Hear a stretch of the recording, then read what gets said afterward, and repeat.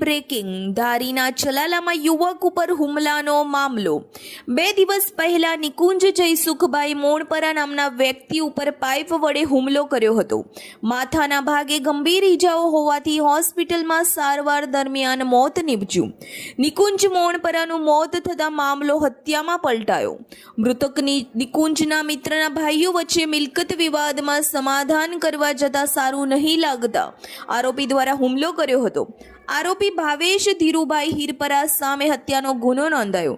ચલાલા પોલીસે ધરપકડ કરી. Reporter Damor વનરાજભાઈ, DT news live 24 ધારી.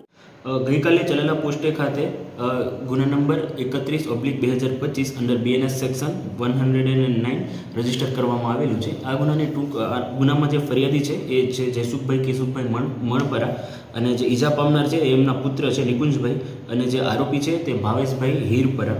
આ ગુનાની ટૂંક વિગત એવી છે કે જે નિકુંજભાઈ જે છે એ અમને જે આરોપી છે એમના ભાઈ જોડે સાબરકુંડલા ખાતે એમના જે જમીનનો મિલકતનો વિવાદ ચાલતો હતો તેના સમાધાન માટે ગયેલા, અને આ બાબતે જે આરોપી છે એમને ખોટું લાગી આવતા એમણે જે ઈજા પામનાર છે એમને મોબાઈલ પર બોલાવી ગાળાગાળી કરી અને પોતાના હાથમાં રહેલો લોખંડનો જે પાઇપ હતો એ એમને માથાના ભાગ પર મારી અને હેમરેજને ક્રિએટ કરેલું છે, જે ખાતે જે એફઆઈઆર છે એ રજીસ્ટર કરવામાં આવી છે.